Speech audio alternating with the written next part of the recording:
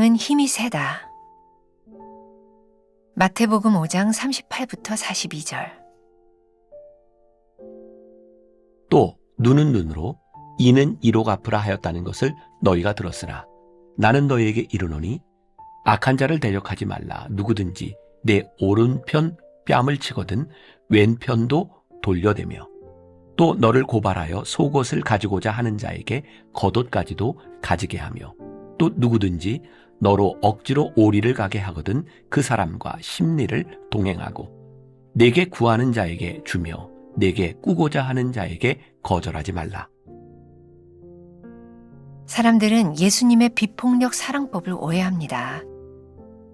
예수님의 사랑과 평화는 정당한 권리를 포기하는 무력한 법이 아닙니다. 월터 윙크는 예수님의 비폭력을 전투적 비폭력이라고 했습니다. 당시 정치, 종교 지도자들이 예수님을 십자가에 못 박아야 할 정도로 예수님과 그분의 가르침에 엄청난 힘이 있었다는 것입니다. 예수님이 비폭력의 사랑법으로 말씀하신 명령들은 어떤 의미들을 담고 있을까요? 오른편 뺨을 맞은 것은 모욕적으로 맞았다는 의미입니다. 오른손 손등으로 상대방의 오른편 뺨을 치는 것은 노예를 다룰 때 하던 행동입니다. 속옷을 달라는 것은 그것 외에 더 이상 착취할 것이 없음을 뜻합니다. 로마 군인들은 군법상 누군가에게 자기 짐을 대신 지우고 오리를 가게 할 특권을 가지고 있었습니다. 로마의 속주 백성 중 누구라도 당할 수 있는 불의한 일이었습니다. 그런데 예수님은 왼편 뺨까지 대라고 말씀하십니다. 이는 나를 노예가 아닌 사람으로 대해달라는 요구입니다. 나와 너의 관계를 대등하고 인격적인 관계로 전환하자는 요청입니다. 유대인들은 나체를 금기로 여겼기 때문에 벗은 자보다 그렇게 만든 자를 더 수치스럽게 여겼습니다. 그의 악독함과 잔혹한 착취가 만방에 드러나게 되는 것입니다. 로마 군법이 허용한 특권은 꼭 오리에만 해당하는 것이었습니다. 그러므로 오리를 더 간다는 것은 로마 병사를 당혹스럽게 하는 일이었습니다. 예수님 안에서는 원수와 사랑이라는 모순된 두 단어가 조합됩니다. 불의와 부정을 용납하란 말이 아닙니다. 그 상황을 그대로 받아들이고 하나님의 기준과 방법대로 그분의 뜻을 이루라는 말씀입니다. 소유로 나누고 차별하는 구조와 관계, 경제 논리와 힘의 논리로 자행되는 모든 착취를 하나님의 방식으로 전환하는 것입니다. 세상의 법 위에 있는 하나님의 법을 행함으로써 약자가 강자가 되는 놀라운 전복이 하나님 나라의 능력이요, 사랑의 능력입니다. 나는 사랑의 힘을 믿습니까? 나라면 세 가지 상황에 어떻게 반응하겠습니까? 악에게 지지 않고 선으로 악을 이기고 있습니까?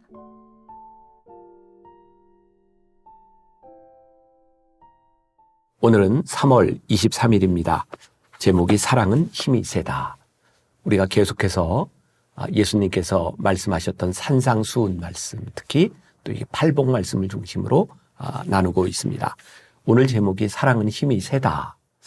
진짜 사랑의 힘이 센가요? 우리들이 흔히 사랑은 힘이 세기보다는 늘 양보하는 것이다, 이렇게 생각할 때가 참 많은 것 같아요. 또 예수님을 통해서 또 사랑의 많은 운동들이 펼쳐졌던 것을 보면 어떤 비폭력, 이런 말들이 생각이 나기도 합니다. 그런데 이 비폭력이라고 하는 것이 우리들에게 어떻게 느껴지는가? 여러분들 묵상집에서도 보면 윌터 윙크라고 하는 사람이 예수님의 비폭력을 전투적 비폭력이라고 이야기를 했죠. 사랑은 참 힘이 없는 것 같지만 사랑은 참 많은 힘이 있는 것 같습니다. 우리가 잘 알고 있는 손양원 목사님, 그분의 별명이 사랑의 원자탄입니다. 왜 우리는 그분을 가리켜서 사랑의 원자탄이라고 부를까요? 그분의 삶이 그랬죠. 6.25가 났을 때 그의 사랑하는 아들이 그 친구에 의해서 우리가 흔히 이야기하는 빨갱이에 의해서 총살을 당하고 죽임을 당했을 때 그 아들을 죽인 그 아들의 친구를 양자로 받아들입니다. 사람들은 그것을 보면서 사랑의 원자탄이라고 말을 하죠. 제가 언젠가 설교 준비를 하다가 그런 생각을 한 적이 있습니다. 우리가 손양원 목사님을 가리켜서 사랑의 원자탄이라고 하는데 실제 성경을 보면 그분은 사랑의 원자탄이라고 말할 만한 것이 아니라 그게 바로 사랑 자체였구나. 근데 우리는 왜 그분의 사랑을 원자탄급이라고 생각할까요? 우리가 그 사랑을 살지 못하기 때문이죠. 우리들에게 진짜 사랑이 힘이 있다라는 것을 믿고 있습니까? 아니면 사랑은 무기력한 것이다 라고 생각을 하고 있습니까? 오늘 여러분들의 묵상 집에도 이렇게 시작을 하고 있습니다. 사람들은 예수님의 비폭력 사랑법을 오해합니다. 무기력하다고 생각하는 거죠. 제임스 브라이언 스미스는 선하고 아름다운 삶이라는 책에서 그 예수님의 사랑에 대하여 이런 이야기를 합니다. 하늘나라의 주지스. 여러분 혹시 주지스라고 하는 그런 무술을 아시나요?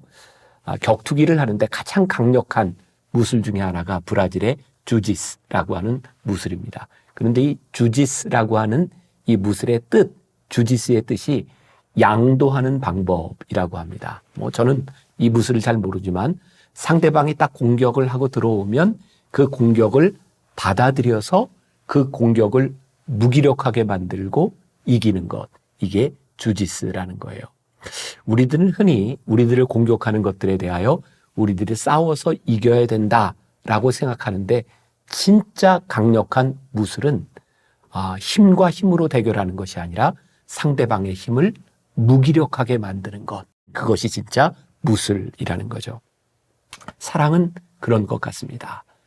누군가 나를 모욕하고 나에게 학대하고 나를 어렵게 하는 일들에 대하여 그대로 대항하는 것이 아니라 그 모든 것들을 받아들여 무기력하게 만드는 것. 사실 오늘 본문 말씀은 우리들에게 굉장히 힘든 말씀입니다. 그렇게 되어 있죠. 누가 오른뺨을 때리면 왼뺨도 대라. 누가 겉옷을 달라고 하면 속옷까지 줘라. 누가 오리를 가자 하면 십리를 가라.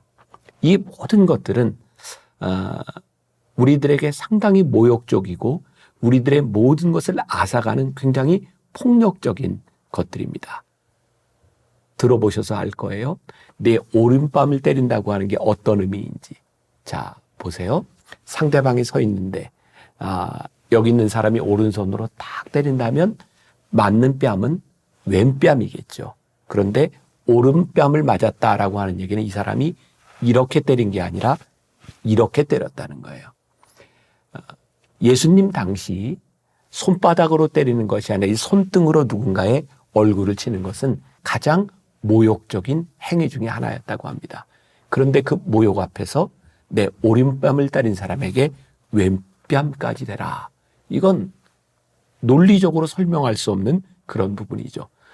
누군가 너에게 오리를 가자라고 하는 말은 또 그런 의미예요. 예수님 당시에 식민지로 있었던 사람들에게 그 지배하는 사람들이 이제 폭력을 가할 수 있으니까 그 폭력을 한없이 가하지 못하도록 만들어 놓은 법이 뭐냐면 오리까지 가게 할 수 있다. 그러나 그 이상은 하지 마라. 그러니까 내가 핍박을 받는 사람으로서 나에게 가해지는 가장 어려운 이 오리까지 가는 것. 이게 억지로 지어진 일이라는 거예요. 그런데 누군가 오리를 가자 하면 십리를 가져라. 또 누군가 너에게 겉옷을 달라라고 하는 것. 우리들이 이것도 많이 들어서 알고 있죠. 당시 중동 지방에 살고 있던 사람들에게 겉옷은 단순히 옷에 대한 것이 아니라 추운 데서 잠을 잘 때 자기의 생명을 보호하는 것이었어요.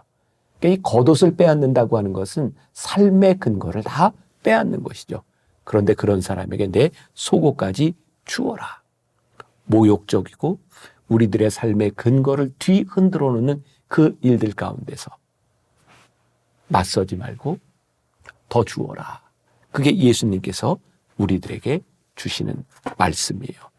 우리를 너무나 당혹스럽게 하는 말씀이 오늘의 말씀이기도 합니다. 그런데 그 사랑이 힘이 세다는 거예요. 그 사랑이 무기력하지 않다는 거예요. 아마 오늘 하루를 살아가면서 우리들이 구체적으로 만나는 일들 가운데서 우리를 모욕하는 일, 내가 이런 대우를 받아도 되는가?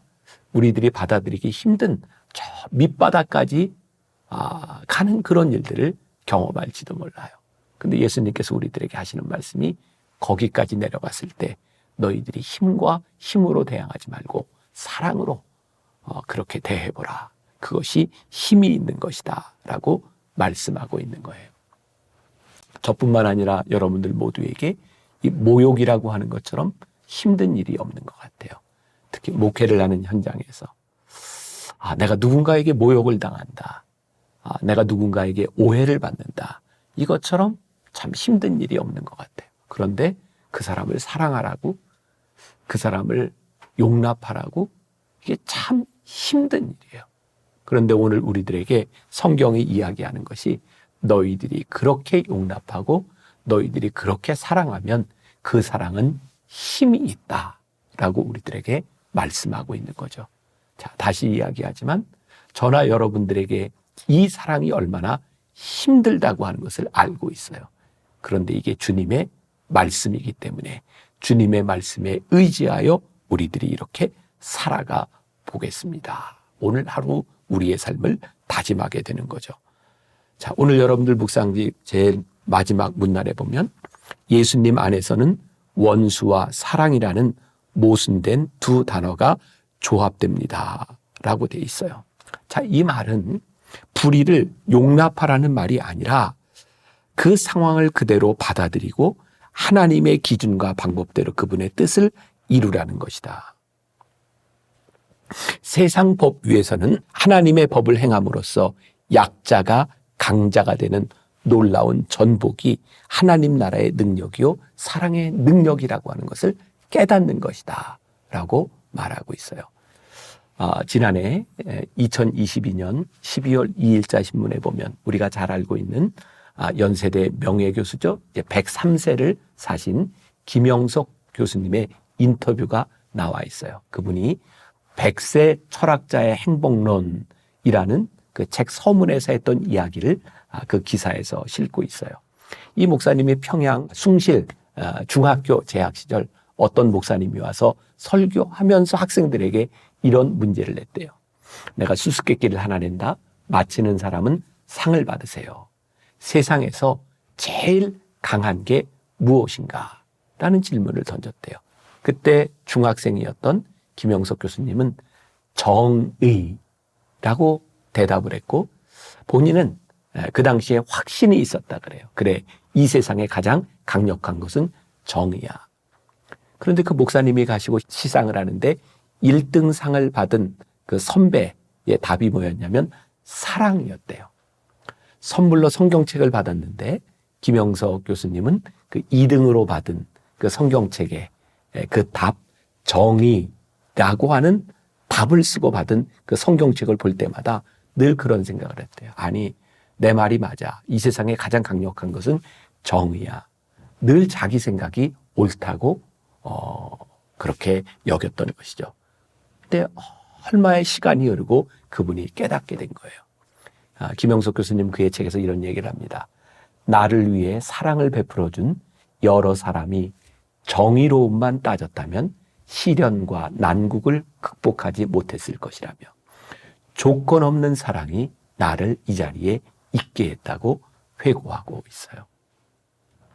지금 우리의 생각에는 정의가 가장 힘이 있는 것 같아요. 그래, 정의가 이 세상을 바꿀 것 같아.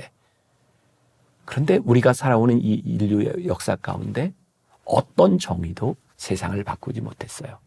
정의는 참 좋은 것이기는 하지만 결국은 부딪히는 일이죠. 오늘 예수님은 우리들에게 중요한 새로운 논리를 말씀해 주고 계세요. 사랑이 힘이 세다.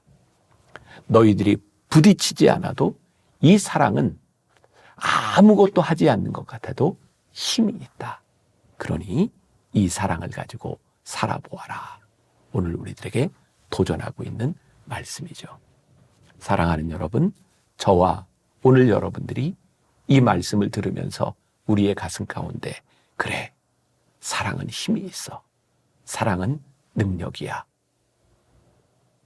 그 믿음을 가지고 우리들이 누군가를 대하고 우리들의 삶의 한가운데서 우리들이 그렇게 살아간다면 예수님의 말씀을 우리들이 경험하는 하루가 되지 않을까요? 손영한 목사님의 사랑의 원자탄, 그 말이 주님 앞에서는 상식이구나. 그렇게 깨닫는 하루가 된다면 오늘 우리들에게 이 말씀이 복되게 들려질 것 같습니다. 기도하겠습니다. 예수님이 우리들에게 주시는 큰 도전이 있습니다. 사랑은 힘이 세다. 그게 잘 받아들여지지 않습니다.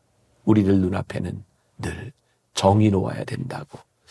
정의가 나쁜 것은 아니지만 정의보다 더 위대한 것이 사랑인데 그것이 참 쉽지 않습니다. 그래서 오늘 우리들 스스로에게 도전합니다. 주님, 우리가 만나는 사람들, 우리가 만나는 구체적인 일 한가운데서 이 사랑이 얼마나 힘이 있는지를 증명할 수 있는 하루가 되게 하여 주옵소서. 예수님의 이름으로 기도했습니다. 아멘.